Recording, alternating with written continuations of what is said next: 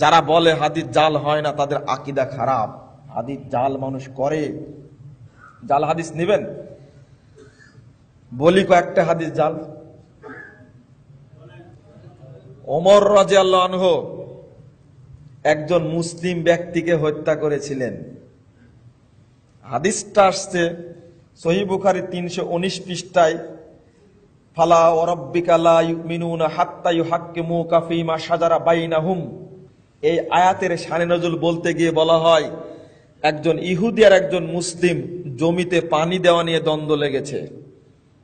মুহাম্মদ সাল্লাল্লাহু আলাইহি ওয়াসাল্লামের কাছে গেলেন, তখন বললেন আব্দুল্লাহ বিন জুবায়ের আগে পানি পাবে। ফতোয়া দিল, জাল হাদিস যেটা, আমি চলে গেছি বুখারীর বর্ণনা বলতে, জাল হাদিস যেটা সেটা হলো ফতোয়া দিলেন আল্লাহর নবী ইহুদির পক্ষে। তখন মুসলিম লোকটি বলল যে ঠিক আছে, আরেকজন বিচারক আছে, তাহলে তার কাছে যাই। তিনি কে? তাহলে আপনারা জানেন ঘটনা। ওমর রাদিয়াল্লাহু কাছে গেলে তিনি একবারে বলে ঠিক আছে ফায়সালা দিচ্ছি, থামো। বাড়ির থেকে তরবারি এনে এক কোপ দিয়ে গলা কেটে ফেলে দিল। কার? ঘটনা শুনেননি? ওমর ফারুকের নামে মিথ্যা অপবাদ দেওয়া হয়েছে। এই ঘটনা মিথ্যা ঘটনা, আজ পর্যন্ত প্রমাণিত হয়নি। অথচ 700 হিজরিতে এই ঘটনা সম্পর্কে ইমাম ইবনে কাসির রাহিমাহুল্লাহ বলে গেছেন এটা হলো মিথ্যা ঘটনা। আজও বাংলাদেশে চলছে। আর একটা শুনেছেন, ওমর রাদিয়াল্লাহু আনহু তার ভগ্নিপতিকে, বোনের স্বামীকে পিটালো না? বোনকে পিটানো একটা ঘটনা শুনেছেন না? ওই যে সূরা তাহা পড়ছিলেন, কে মারবে মোহাম্মদকে, বেরিয়ে গেছেন, লা হাওলা ওয়ালা কুওয়াতা বিল্লাহ। এই ঘটনা জয়ীফ মুনকার বর্ণনা। ওমরে ফারুক ইসলাম গ্রহণ করেছিলেন রাসূল সাল্লাল্লাহু আলাইহি ওয়াসাল্লামের দুআয়। খুলুন তিরমিজি 2য় খণ্ড 209 পৃষ্ঠা। সমাজে চালু আছে যে বোনের কাছে গেলেন, বোনকে মারধর করলেন, তোমরা কি পড়ছিলে দাও, তো ওযু না করে হবে না। 1886 নম্বর হাদিস দারাকুতনির মধ্যে আসছে। আজ থেকে 1200 বছর পূর্বে ইমাম দারাকুতনি বলছেন ঘটনা ঠিক নয়। কেন চালু হলো? চলছে সমাজে, যাচাই করা হয়নি তাই চলছে। আপনি যাচাই করলে আর চলবে না। অথচ রাত্রিতে দোয়া করলেন মুহাম্মদ সাল্লাল্লাহু আলাইহি ওয়াসাল্লাম দুইজনের পক্ষে, আবু জাহেল আর ওমর ফারুক। ওমর রাদিয়াল্লাহু আনহু কবুল হলো কার পক্ষে? পরের দিন সকালে গিয়ে ওমর রাদিয়াল্লাহু ইসলাম গ্রহণ করলেন। ঘটনা এটা হলো সত্য ঘটনা, বাকি ঘটনা ঠিক নয়। শুনেছেন সূরা তাহা 75 নম্বর আয়াতের ঘটনা, অনেক ঘটনা। আদম আলাইহিস সালামকে সৃষ্টির পরে যখন হাওয়াকে তৈরি করা হলো, তখন আদম আলাইহিস সালাম হাতটা হাওয়ার দিকে দিচ্ছেন। তখন বলছেন, এই তুমি কি মোহর দিছো নাকি? তখন বলছে আমার তো টাকা পয়সা না, মোহর কোথায় দেব? তো বলছে 1000 বার মুহাম্মদ সাল্লাল্লাহু আলাইহি ওয়াসাল্লাম দরুদ পড়ো। কি তখন মুহাম্মদ সাল্লাল্লাহু আলাইহি ওয়াসাল্লাম ছিলেন? এই ঘটনা আপনারা একাধিকবার শুনেছেন, মিথ্যা কথা, দলিল নেই। যখন আদম আলাইহিস সালামকে পাঠানো হলো, তখন চাইবে কিভাবে? ক্ষমা চাইবে কিভাবে? যেহেতু বেহেশতের মধ্যে, জান্নাতের মধ্যে ভুল করেছেন, তখন দোয়া করার জন্য আসমানের দিকে তাকালেন, তা আরশের গায়ে লেখা আছে লা ইলাহা ইল্লাল্লাহ মুহাম্মাদুর রাসূলুল্লাহ।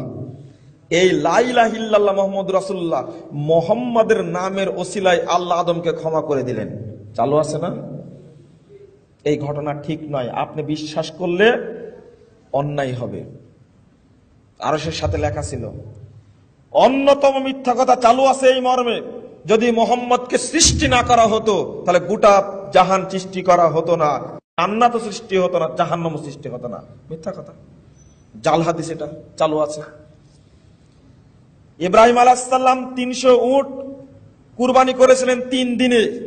ইসমাইলকে কুরবানি করার সময় চালু আছে সমাজে, কিন্তু দলিল তো নেই।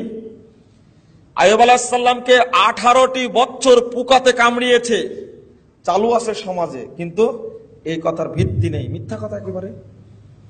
ইউসুফ আলাইহিস সালাম জুলেখার সাথে প্রেম করেছিলেন এবং বিয়ে করেছিলেন, একেবারে মিথ্যা কথা। একটা নবীর জন্য নষ্টা মহিলার সাথে বিয়ে হয়? বুঝতে পারেন নষ্টা মহিলা বললাম কেন? একজন নবীর সাথে এই মহিলার কিন্তু বিয়ে হতে পারে? দাউদ আলাইহিস সালাম আউরিয়ার স্ত্রীকে বিয়ে করার জন্য তাকে যুদ্ধে পাঠিয়েছিলেন। বক্তারা এই বক্তব্য দিয়ে থাকে, নাউজুবিল্লাহ, দাউদ আলাইহিস সালাম এত বড় মর্যাদাবান নবী, এত বড় মর্যাদাবান নবী, কোরআন তেলাওয়াত করলে মাস শুনতে আসতো। কোরআন বলছি, জাবুর তেলাওয়াত করলে মাস শুনতে আসতো। একদিন পর একদিন সিয়াম রাখতেন। মুহাম্মদ সাল্লাল্লাহু আলাইহি ওয়াসাল্লাম বললেন, নফল সিয়ামের মধ্যে শ্রেষ্ঠ সিয়াম হলো সওমু দাউদ, দাউদ আলাইহিস সালামের সিয়াম। এমন একজন ব্যক্তি নবী সম্পর্কে অপবাদ দিয়ে বক্তব্য দিচ্ছে। আউরিয়ার স্ত্রী একদিন গোসল করছিল, দাউদ আলাইহিস সালাম দেখে নিলেন। নেওয়ার পরে তখন কৌশলে তাকে যুদ্ধে পাঠানো হলো, যুদ্ধে শহীদ হয়ে গেল ওই ব্যক্তি। তখন তার স্ত্রীকে দাউদ আলাইহিস সালাম বিয়ে করলেন। আপনারা কি এটা ঘটনা সত্য মনে করেন? ছি ছি ছি ছি ছি ছি ছি ছি ছি, না, হতেই পারে না, প্রশ্ন আসে না।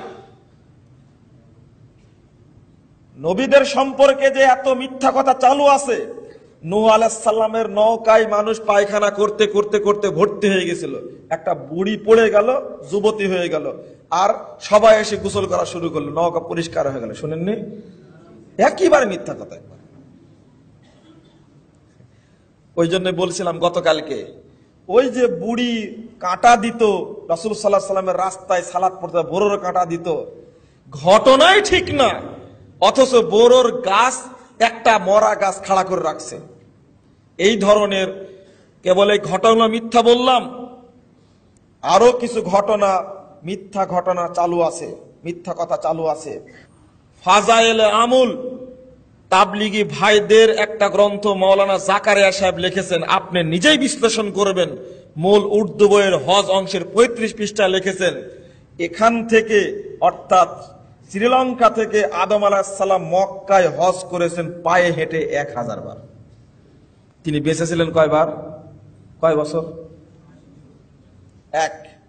দ্বিতীয় কথা হলো এই যে হজ্জের বিধান চালু হয়েছিল কখন? একে আদম আলাইহিস সালামের সময় চালু হয়েছে না ইব্রাহিম আলাইহিস সালামের সময় চালু হয়েছে? 68 পৃষ্ঠায় মূল উর্দু এবং 160 পৃষ্ঠায় কিতাব ঘর পড়তে অনুবাদে লেখা আছে, ইমাম আবু হানিফা রহিমাহুল্লাহ তিনি এক অজুতে, মানে এশার সালাতের অজুতে ফজর সালাত আদায় করেছেন এক টানা 50 বছর বা 40 বছর। আপনি কি মনে করেন কথা ঠিক? আবু হানিফা রাহিমাহুল্লাহ একজন অত্যন্ত সম্মানী মানুষ, শ্রদ্ধাভাজন মানুষ ছিলেন। এই ধরনের পচাকাত তার দ্বারা হয়নি। সারে বেকায় একটা বই আছে, এই বইয়ের 16 পৃষ্ঠায় ভূমিকার মধ্যে আলোচনা করতে গিয়ে একজন বিদ্বান এই কথা নিয়ে আসছেন যে এক টানা আবু হানিফা রাহিমাহুল্লাহ এক টানা 55 বছর সিয়াম রাখছেন। বলুন এই সিয়াম হবে?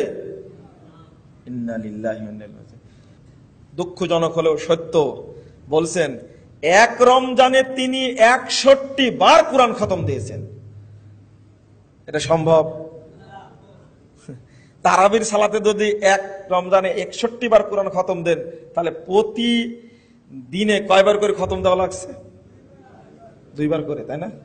এগুলো লেখা যায়? আপনি বলুন তো দেখি, এটা কি লেখা যায়?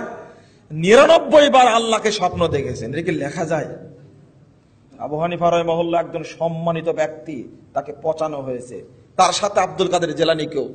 রাবিয়া বসরি একজন ব্যক্তি হজ করার ইচ্ছা করলো, তে আল্লাহ তাকে সম্মান দিলেন, তিনি হজ করতে বের হবেন। তখন আল্লাহ রব্বুল আলামিন করলেন কি, কাবা ঘর নিয়ে গিয়ে ইরাকে নিয়ে চলে গেলেন। কি নাউজুবিল্লাহ বললেন না? এই কথাগুলো, মিথ্যা কথাগুলো প্রচলন করে করে করে মানুষের হৃদয়কে মানে একেবারে মেরে ফেলেছে, যার কারণে সহিহ হাদিস আর গ্রহণ করতে চায় না। গাউসে পাকের গল্প, আব্দুল কাদের জিলানী যখন মারা গেলেন, নাউজুবিল্লাহ, এই ঘটনা বলাটাই খারাপ লাগছে। আপনি জানেন যে আব্দুল কাদের জিলানী সম্পর্কে বলা হয় যে 18 পারা কোরআন হেফজ করে পেট থেকে জন্ম নিয়েছিল। যখন কবরে মারা গেছেন, চলে গেছেন, তখন মুনকার নাকির আসছে। আসার পরে মুনকার নাকিরের 2 হাত ধরেছে, বলছে এই তুই রাসূলের নামের খেলাপ করেছিস তোরা, কেন সালাম দিয়েছিস? আপনার একটা লক্ষণীয়, ঘরে ঢুকতে হলে সালাম দিতে হয় না? সালাম দিতে হয়। আপনি বলেন, এই সালাম দিয়েছিস, তোরা অন্যায় করেছে। সর্বনাশ, মুনকার নাকিরের হাত ধরে ফেলেছে কে? গাউসে পাক, কে? আব্দুল কাদের জিলানী ধরে ফেলেছে। আল্লাহর নবীর সুন্নাত সালাম দেওয়াত, আমার নবীর সুন্নাতকে অস্বীকার করেছে। তোদের এত বড় সাহস, ধরে ফেলেছে। এবার আল্লাহ কে বলছে যে আল্লাহ তুমি এমন বান্দার কাছে পাঠাইছো, এ তো আমাদের আর কবর থেকে বের হতে দেয় না। তখন আল্লাহ বলছেন, বেকুবরা, যাত্রার কাছে যখন তখন যেতে হয়, তোরা ভুল করেছিস, ভুলের সংশোধন করে নে। আল্লাহ তোমার কাছে গিয়ে আমি অনুমতি নিয়ে আসবো। ওই ফেরেশতারা বলছে, দেখেন কথাটা কত জঘন্য। যখন চলে যাচ্ছে তো বলছে, না তোরা আল্লাহর কাছে যাবি না, আর আসবি না, তোরা পালাবি। তোরা বল আমার কাছে ওয়াদা কর, আজ থেকে নিয়ে কিয়ামত পর্যন্ত আমার যত মুরিদান পৃথিবীতে আসবে তাদের কবরে আসবি কিনা বল। প্রথম কথা হলো এই কবরের প্রশ্ন উত্তর সম্পর্কে পৃথিবীর কোন লোক কি জানতে পারে? তৈরি হলো কিভাবে? ওই বক্তাকে আপনারা এই দেশে টাকা খরচ করে নিয়েও আসেন, বলে দিলাম স্পষ্ট। ভাবতে হবে। বলছে কে? ওরে বেটা, গাউসে পাকের নাম জপিলে আল্লাহ পাওয়া যায়। ঠিক এই সমস্ত প্রতারক আলেমদের অসম্ভব, শরীয়তের সবচেয়ে অপব্যাখ্যাকারী, ইসলামের বড় শত্রু এই সমস্ত ব্যক্তিরা, যারা মানুষকে ধরে ধরে মুশরিক তৈরি করে। শুধু তাই, মেরাজে যাওয়ার সময় যখন রাসূল সাল্লাল্লাহু আলাইহি সাল্লাম আরশে উঠবেন, দেখেন ঘটনা কাকে বলে, ঘটনা কাকে বলে। যখন উঠবেন তখন বলছেন, জুতা খুলে আরশে উঠছেন। তখন ওখানে আব্দুল কাদের জিলানী বলছেন, আরে মোহাম্মদ তুমি জুতা খুলে উঠছো কেন? তুমি জুতা নিয়ে উঠো, কারণ জুতা পায়ে দিয়ে উঠলে আরশের মর্যাদা বৃদ্ধি পাবে জুতার কারণ। ওখানেও আব্দুল কাদের জিলানী বলুন, আমি ইমাম আবু হানিফা সম্পর্কে মিথ্যা কথা কখনো বরদাস্ত করতে পারি না, মরা পর্যন্ত এর বিরুদ্ধে বলেই যাব। এই সমস্ত ঘটনা ইমাম আবু হানিফা সম্পর্কে যেমন মানায় না, আব্দুল কাদের জিলানী সম্পর্কে মানায় না। এক শ্রেণীর পেট পূজারী আলেম, এক শ্রেণীর পেট পূজারী ব্যক্তি, এইগুলো পুঁজি করে সমাজে সুর করে তাল দিয়ে বক্তব্য দিয়ে মানুষকে পথভ্রষ্ট করছে। অসম্ভব।